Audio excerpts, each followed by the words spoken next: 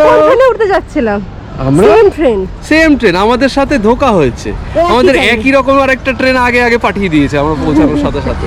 ওই যে ট্রেন কাজু, আর ওই যে আমাদের আসল ট্রেন। আমরা বিশ্বাস করে থাকি যে কোনো পুণ্যস্থানে স্বয়ং ঈশ্বর যদি তোমাকে না ডাকে তাহলে তুমি যতই প্ল্যান করো না কেন তোমার সেখানে যাওয়া কোনো না কোনোভাবে আটকাবেই। আর ঠিক মা যদি একবার তোমাকে ডাকে তাহলে পূর্ব পরিকল্পিত হাজারো প্ল্যান এক নিমেষে ক্যান্সেল করে তোমাকে বেরিয়ে পড়তে হবে মায়ের ডাকে সাড়া দিতে। আর সেই ডাকেই সাড়া দিতেই আমরা কাজু পরিবার চললাম এই 24শে মে 4:17 মালদা ইন্টারসিটি ট্রেন ধরে তারাপীঠের উদ্দেশ্যে। আমাদের গন্তব্য আপাতত রামপুরহাট স্টেশন। আমাদের কাজুবাবুর সাথে দুষ্টুমি করতে করতে আর ট্রেনের এটা ওটা খেতে কখন যে আমরা 3.5 ঘন্টার এই জার্নি অতিক্রম করে ফেললাম তা আমরা বুঝতেই পারলাম না।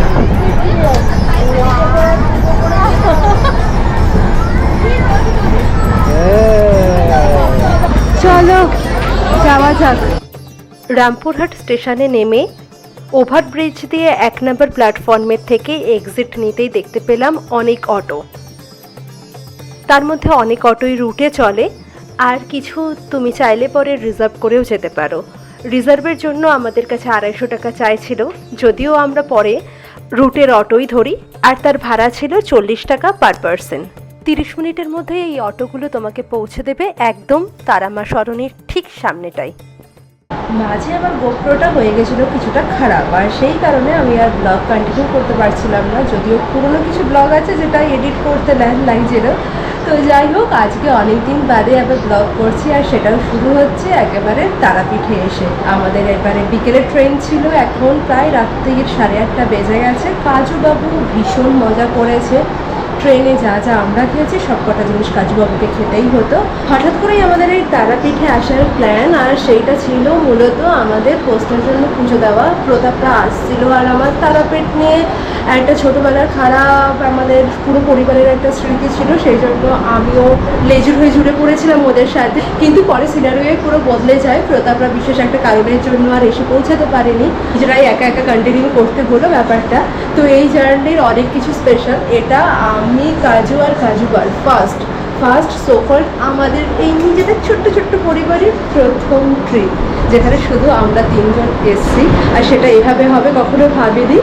আর তো লটকা পটকা বেঁধে চলে এসেছি। এমন লাস্ট মোমেন্টে প্ল্যান ছিল যে আমরা চেয়ার কারেরও টিকিট পাইনি, তো আমরা সেকেন্ড সিটিংয়ে এসছি, সেটা কোনো ব্যাপার না। ইস্যু ছিল প্রচণ্ড গরম, আর সব থেকে বড় ব্যাপার আমাদের লাইফে আমরা কোনো হোটেল ঠিক করে আসিনি, আর রাস্তা দিয়ে আস্তে আস্তে এখানে অজস্র হোটেল। তো যাই হোক, এখানে আমরা এরকম হোটেল বিনা পানি ডিলাক্সে আমরা একটা রুম নিয়ে নিয়েছি। কাজুবাবু ঘুমিয়ে পড়েছিল, যেখানে আমাদের অটো ওই শেয়ার অটো থামিয়েছিল সেইখানে আমরা এই কাছে এটাই ছিল।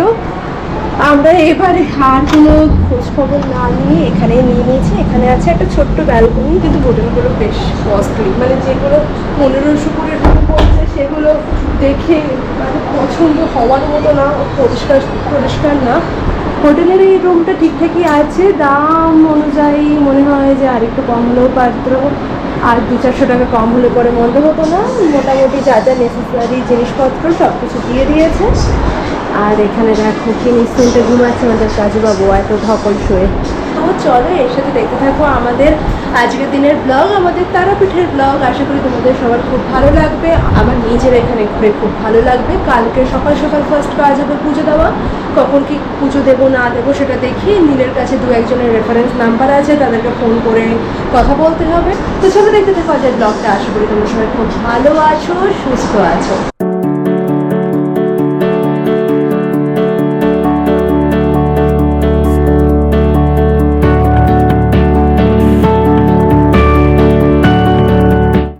হ্যালো কাজুবাবু উঠে পড়েছে, কিন্তু কাজুবাবু ডিনার করতে নারাজ। আর এরই মাঝে চলে এসেছে আমাদের খাবার। এই যে এই হার্ট শেপে যেটা করে দিয়েছে দেখে জানিস তো আমাদের কলেজের কথা মনে পড়লো। আমাদের নাগেও এরকম ভাবে হার্ট শেপ এরকম বিভিন্ন শেপে করে দিত। নীল পুজো মানে আমিও পুজো দেবো, কিন্তু নীল পুজো দেওয়ার জন্য আজকে নিরামিষই খাচ্ছে, তো সেই জন্য বলা হয়েছে আমাদের ভেজ পোলাও আর শাহি পনির। চলো এবার চটপট ডিনার করে নিই। দেখি কাজু বাবু এবার আমাদের সাথে একটুখানি মুখে তোলেন কিনা, নাহলে উনি আজকে এই মুহূর্তে আপাতত ডিনার করেনি, হোপফুলি আমাদের সাথে একটু খেয়ে নেবেন।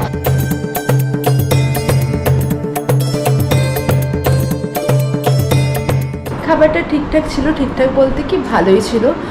এখন পেয়েছে প্রচণ্ড ঘুম। আর কালকে কথা হলো যে 5:30 ভোর 5:30টার সময় যদি যাওয়া যায় তাহলে অপেক্ষাকৃত একটু শান্তিতে পুজো দেওয়া যাবে।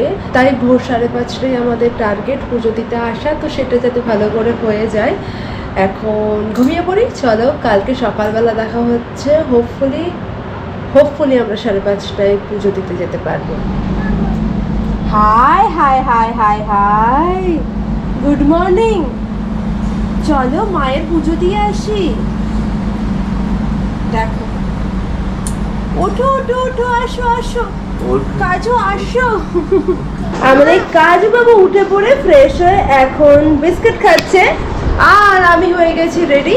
এখন কাজুকে রেডি করব, তারপর বেরোবো। 5:30টার টাইমে আমরা উঠতে পারিনি, বিভৎস হয়েছিল ঘুম। এখন 7টা 7:15 বাজে, তো যাই এখন দেখি কতক্ষণ লাগে মন্দিরে। এইখানে রেডি হয়ে গেছে আমাদের ছোট পুরোহিত। রেডি তো? নাও নাও। উই বাবা, অবশেষে আমরা বেরোতে পেরেছি। আমরা যার থ্রুতে যাচ্ছি, মানে যে আমাদের পান্ডা, তো তিনি বললেন যে জুতো ঘরে প্রচন্ড ভিড়, তাই আমরা হোটেলটা একদমই মন্দিরের কাছে। আপাতত হোটেলের ঘর থেকে খালি পায়ে রওনা দিয়েছি মায়ের কাছে। পায়ে হেঁটে এদিক সেদিকের দোকানের সমস্ত জিনিসপত্র দেখতে দেখতে মিনিট 2-3-এর মধ্যে আমরা পৌঁছে গেলাম মন্দিরের প্রাঙ্গণে। আর সেখানেই আমাদের জন্য অপেক্ষা করছিল আমাদের পান্ডা। কাকে দেখতে পাচ্ছ?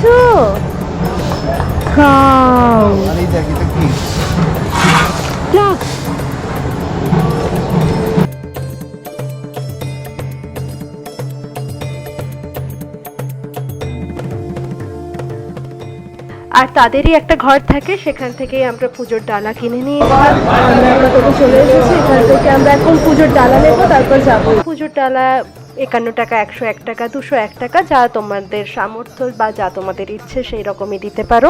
পুজোর ডালার মধ্যে কিন্তু মালাটা ইনক্লুড থাকে না, মালাটা তোমাকে আলাদাই টাকা দিতে হবে। আমরা এখন দাঁড়িয়ে আছি 501 টাকার লাইনে, কিন্তু সেটা এতই ভিড় যে আমি নীলকে বলছিলাম না না, এটা তো মনে হয় এমনি লাইন। দেখা যাক আমরা কত দূরে মায়ের দেখা পাই। কাজু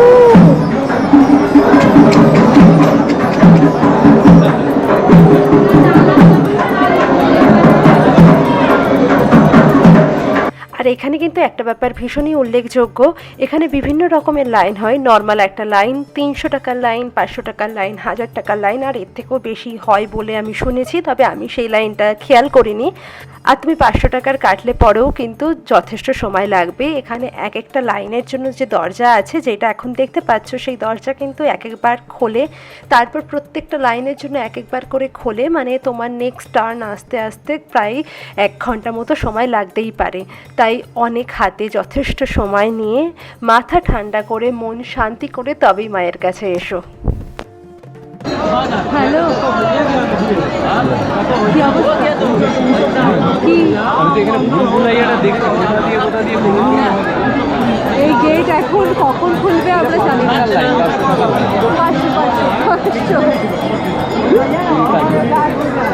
কি মাম্মা? হ্যাঁ, পাতা। প্রায় 2 ঘন্টা পর আমাদের পুজো সম্পূর্ণ হয়েছিল। আর হ্যাঁ, এখানে যেতে গেলে ফোন, ক্যামেরা সবই তুমি ক্যারি করতে পারো, তবে নিজ দায়িত্বে, কারণ যথেষ্ট ভিড় থাকে। তবে মন্দিরের একদম ভেতরে ফটোগ্রাফি বা ভিডিওগ্রাফি অ্যালাউ না। হ্যাপি কাজু প্রসাদ পেয়ে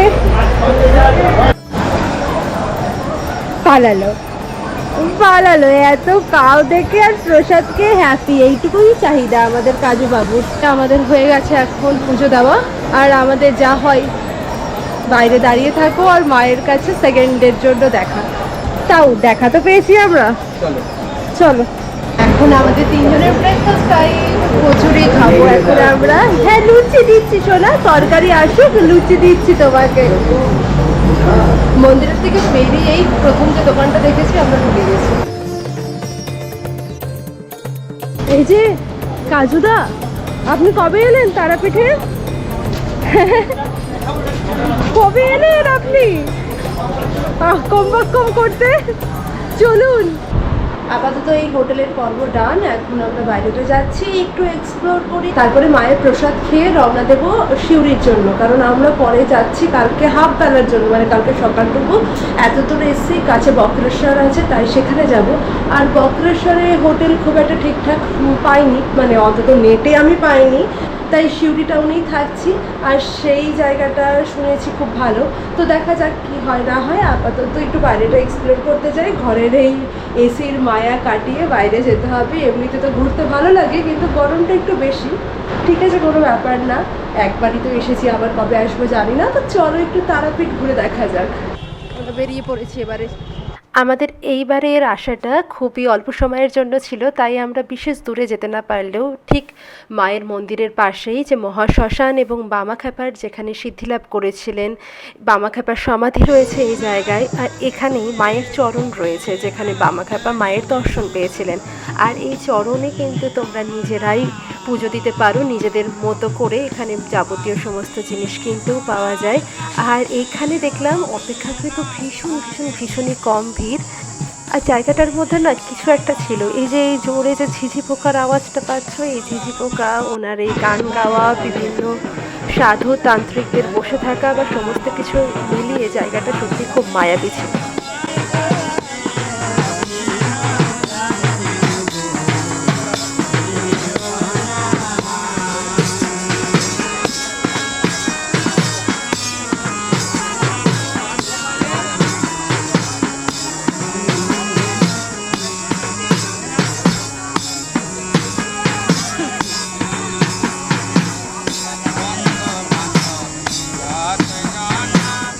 এই জায়গার মায়া কাটিয়ে আমরা আপাতত বেরিয়ে পড়লাম। আমাদের দুপুরের জন্য ছিল মায়ের ভোগ, যার মূল্য নেওয়া হয়েছিল 1000 টাকা। আমরা সবাই খাওয়া দাওয়া করে একটা অটো ঠিক করে আমরা রওনা দিলাম শিউরির উদ্দেশ্যে। আর আমাদের অটো ভাড়া নিয়েছিল 1000 টাকা। আজকের ব্লগটা এখানেই শেষ করছি। কেমন লাগলো জানাতে ভুলো না। যদি কিছু ইনফরমেশন পেয়ে থাকো তাহলে তোমাদের পরিচিত সবার সাথে আমার এই ব্লগটা শেয়ার করো। আর পরবর্তী ব্লগে দেখা হচ্ছে আমাদের বক্রেশ্বরের অভিজ্ঞতা নিয়ে। তোমরা সবাই খুব ভালো থেকো, ভালোবাসায় থেকো।